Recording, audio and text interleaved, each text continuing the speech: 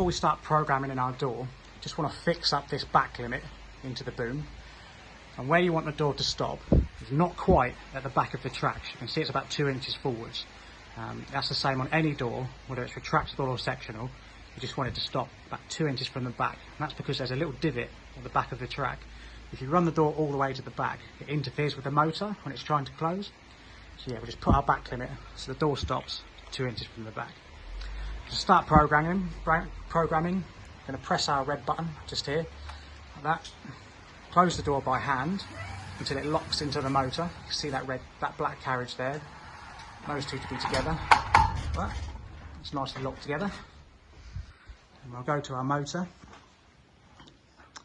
Press and hold PR 5 seconds.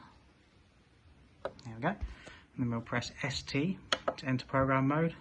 ST to enter the learn mode. So that's going to set its open limit now. So if we press and hold OP so the door starts opening, we want to stop the door just short of that back limit. I'll show you where it is. Just about 5 mils short of that back limit. Then we press ST, and we're going to press and hold CL.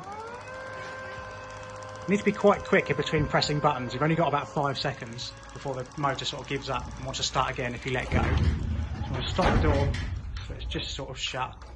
And there's a little bit of slack on the belt, but not loads. There we go, see that goes slack. So we'll press ST. And the door's going to run through its learn sequence. It's going to open and close by itself. At the moment it's going to find both limits for itself and weigh itself, so it knows how much force is needed to shut the door.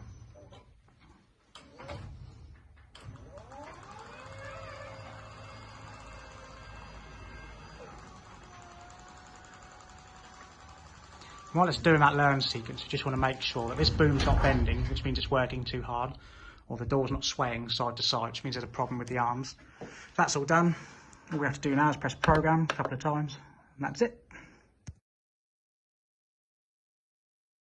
To program a remote in, press and hold PR for 5 seconds. Scroll once to P2 using the OP button, press ST, press ST again. Press the button we want to use on the controller 3 times. There we go. It gives us a number. Press ST, and that's now saved in.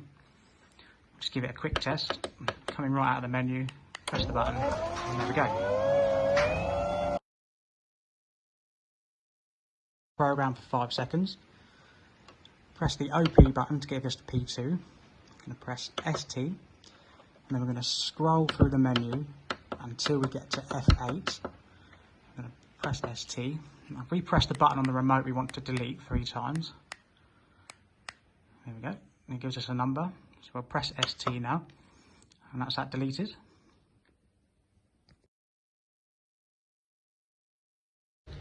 Sometimes you'll have to program in a remote that looks like this. This is a wireless wall switch. It's got up, down and stop on it. These are really weird to program in. What you have to do, press and hold PR 5 seconds like normal. Scroll to P2, which is the remote function. Scroll down to F6, I think it is, by memory. Press ST. Now this is the weird part. You press the up button 3 times on the wall switch, and it comes up with a number. You press ST, and it's saved. And then you press the middle button 3 times. It still comes up with a number 3. You just press ST. It looks like nothing's happened, which is a bit weird. And we're going to press our bot button 3 times, number 3 again, and press ST. And that should be programmed in. Press the down button. Hold up. Let's exit out of this menu first. Press the down button. Stop button, and up it goes.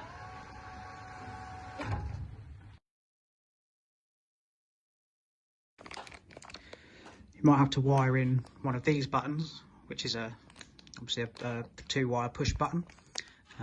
All that is, 2 wires just go into the back of there, and they're going to come in to the top of the motor through that handy hole there.